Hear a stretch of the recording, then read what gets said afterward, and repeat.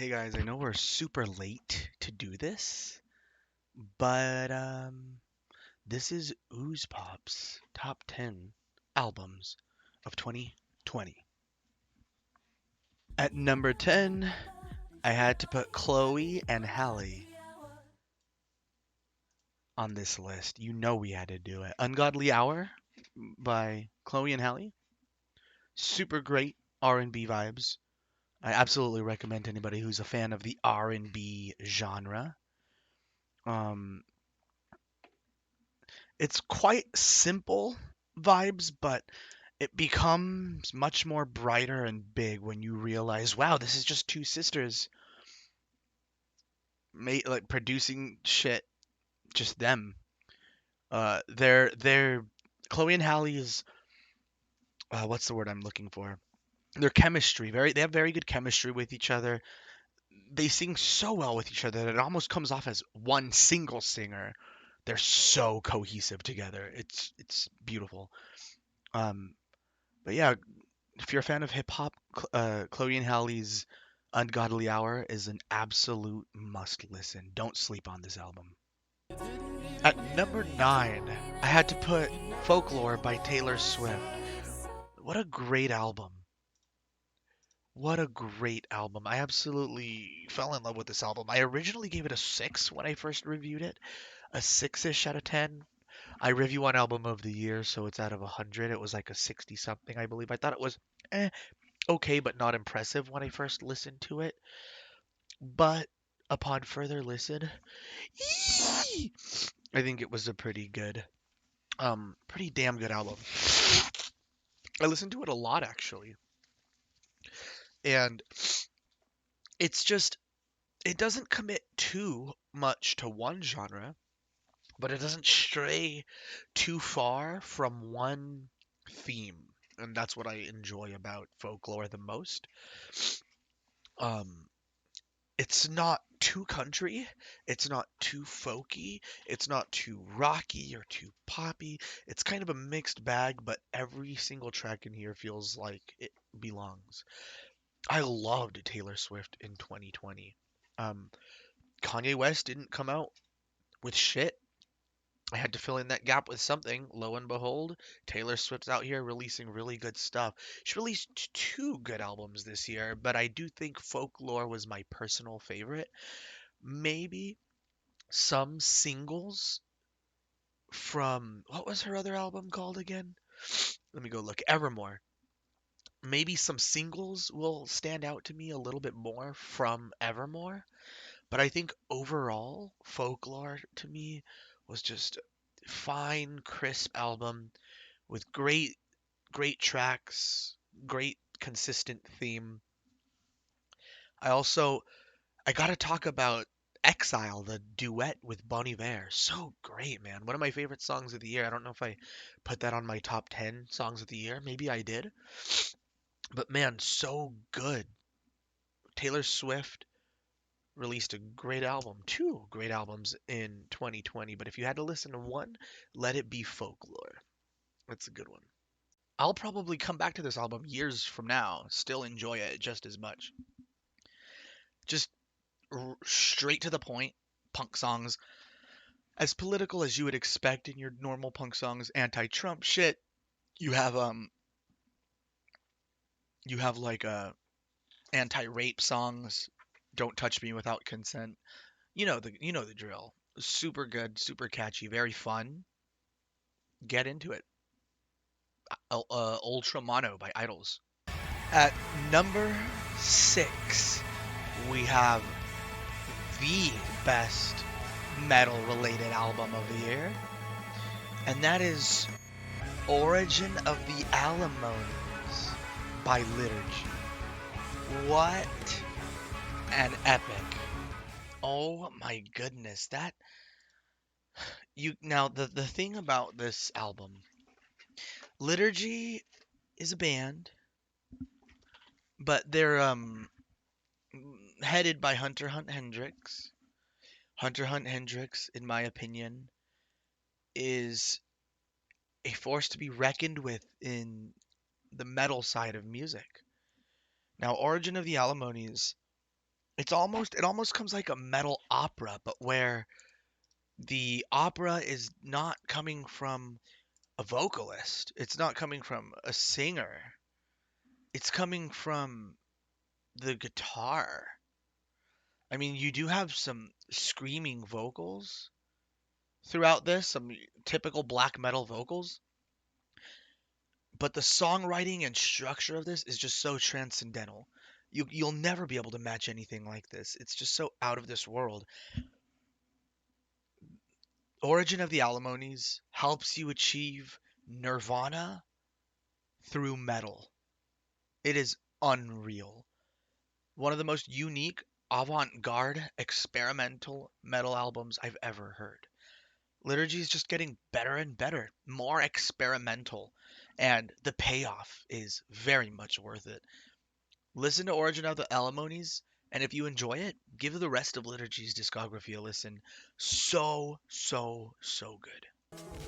At number 5, we're gonna have 1000 Gex Part 2. 1000 Gex and the Tree of Clues. Oh my god. Easily one of the best remix albums I've ever heard. This is a remix album, by the way. This is a remix album. Okay? Have you ever heard in your life a remix album that was just as good as the original album? Or perhaps even better? Even freaking better? I I'm not saying I know for sure, but man, it's possible, dude. 1000 Gex in the Tree of Clues is so amazing. Um, Obviously, any fan of 100 Gex knows that 1000 Gex is the OG album. 1000 Gex in the Tree of Clues is a remix album with several different renditions of the songs we've already come to know and love. Many of these songs, all of the songs are amazing, and many of them are it's hard to not consider them possibly better than the original. They're so good. Man, these remixes are so good. Rock remixes, freaking hyper speed breakneck happy hardcore remixes. Like what? I could never sell this album well enough. So just go listen to 1000 Gex and the Tree of Clues if you like really hard hitting electronic themed rock, pop. Oh my god, scene music. If you're a scene kid, this is your jam, bro. At number 4, it's Visions being bodies burned by clipping. Definitely, freaking without a doubt, the best hip hop slash rap album of the year. This thing's gonna stab you in the freaking neck, dude. This album's gonna stab you in the neck. You'll not be able to survive listening to this album and leaving the same person. No, no, no. This album will haunt you and change you forever. This is ultimate horrorcore. This album is so disturbing, violent, gritty. I feel unsafe listening to this album. And it's a rap album. Never, never in my life have I experienced this. But that means this album's good. This album is really, really good. I highly recommend it to any rap fan or just if you like niche music. You don't even need to be a huge rap fan. If you just like new sounds, stuff that isn't afraid to do new things and get away with it.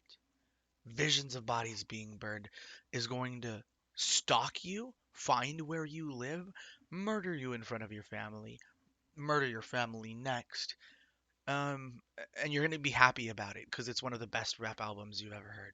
So good. Go check it out. These top 3 albums were a bit difficult to decide, but at number 3, we're gonna give it to Ghost's 6, Locusts by 9 Inch Nails. Absolutely my favorite instrumental album of the year. Sounds like a score to the scariest film you've ever heard. In 2020, 9 Inch Nails released 2 ambient instrumental albums, Ghosts 5 and Ghosts 6. Ghosts 5 to me was meh, it was nice. One was light, one was dark. They were complete polar opposites. The dark one is the one that hit me the hardest. The light one, I already forget what it's called. It's called Ghosts something. Ghosts 5 together, and then there's Ghosts 5 or Ghosts 6, pardon me, Locusts. Locusts is the one that I'm putting at number 3, okay? Sure, Ghosts 5 together is enjoyable, but Ghosts 6 Locusts must listen of the year for sure. Trent Reznor is he's a genius, man. This just comes out of him. Oh my goodness, I just realized we've been listening to it for quite a while too. Sorry, but man, yeah, Ghost 6 Locust, absolute must listen. This this album is the soundtrack to the most depressing parts of your life, and you know it when you hear it. I can't even really say much else about it. It's just a dark, soft, slow. You have piano, you have strings, violins. Sometimes it's even hard to tell what instruments are being used because it's such a soft and subtle album, yet haunting, full of despair. It forces you to see all of your darkest inner secrets, and it just puts you into a whole new world. This is the album. This is like a really good album to listen to. It's almost made it to number one. This was my first perfect 100 of 2020. I gave this album a perfect score when I listened to it, but it doesn't make it to the number one spot, and you shall see why. At number two, we have Windswept Aiden by Ichiko Aoba. One of the best folk albums I've ever heard. Folky? It's a bit weird to describe this album. It's very ambient, but also very folk. Huge fan of this album. Um, Groundbreaking Japanese folk that makes you feel like a mermaid. You feel like you're enveloped in a ray of sunlight. I can't really explain just how good this album is. You have to feel how good it is. It almost has ASMR like qualities to it. It's just very smooth, soft, takes you away. Um, Everything about this album is very fluid, but also very musical too. You can play this album in the background and fall asleep, or sit there and focus and catch really top of the line songwriting. Kind of mathy bits at some points that can go over your head if you're just listening casually. But Ichiko Aoba's Windswept Aiden is definitely worth a listen. This almost made it to the number one. I think it's going to be quite obvious what my number one was. If you know me, if you know my listening habits, you're going to know what our number one album was. Before we get to the number one, I want to give a quick little shout out to a couple runners up, okay? Marigold by Pine Grove and I Disagree by Poppy. Here's a little sample from Marigold's song called Neighbor. I love this section right here. Listen. Oh man, such a climax. So that's Neighbor from Pine Grove's Marigold. And then you have I Disagree by Poppy. We're going to give you a quick little sample of something from there. How about Concrete? From Poppy's Concrete, you have this like crazy metal song, right? That also gets paired with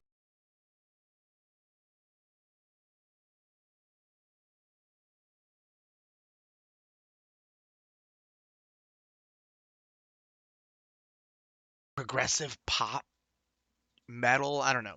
So two quick little shout outs to these honorable mentions. Marigold and Poppy. Now, Marigold is a 2020 album. Came out, I believe, in January 2020, but I didn't discover it until January 2021, unfortunately. So it's hard. I would be lying if I said Marigold was one of my favorite listens of 2020 because I didn't even know about it, unfortunately. So that's why Marigold misses the mark. Although this easily could have been number one or number two, Marigold. Oh my goodness, I freaking love this album. I actually rated it a perfect 100.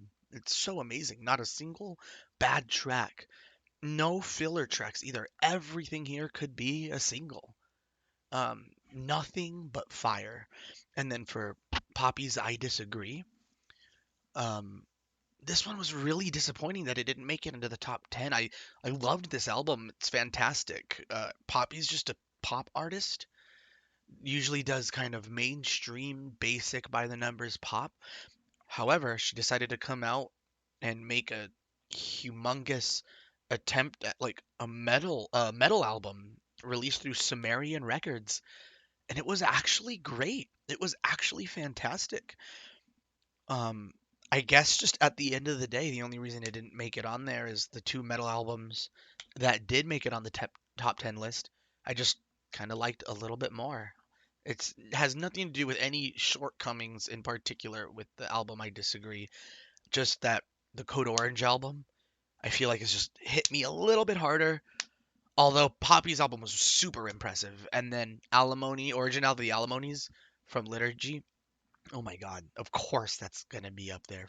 So these are the honorable mentions. Now let's get to our final album of the year for 2020. What do you guys think oozePOP's album of the year for 2020 is? Some of you out there can easily guess, but if not, here it is. So, of course, it's Punisher by Phoebe Bridgers. That is oozePOP's number one album of the year.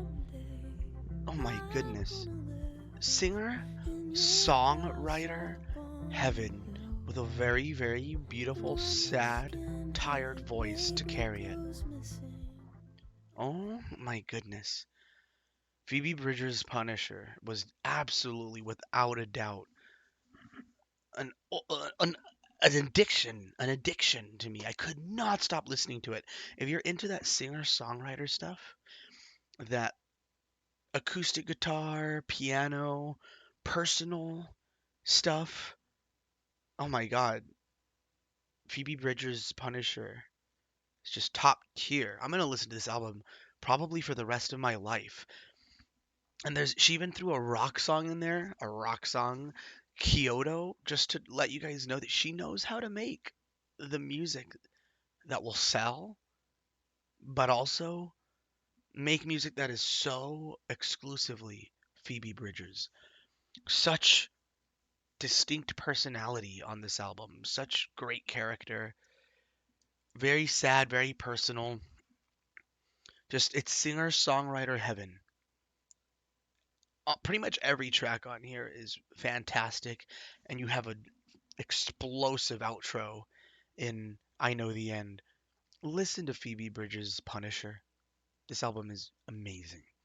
Amazing, amazing, amazing. This is it. Please listen.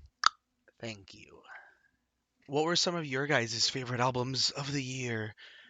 How did you feel about my end of the year list? I know we're super late to make it, but hey, better late than never, right? So, if you guys want live content, go to twitch.tv/oozepop. I try to go live as often as possible. Maybe one day we'll have a consistent schedule, but for now, just hit that follow button and ring that notification bell and tune into my random streams. They're semi consistent. They're usually around the same time, but whatever. Let's have some live fun. I play video games, watch YouTube videos, take calls, hang out with friends, whatever. Let's have some live fun together. See you there. Peace.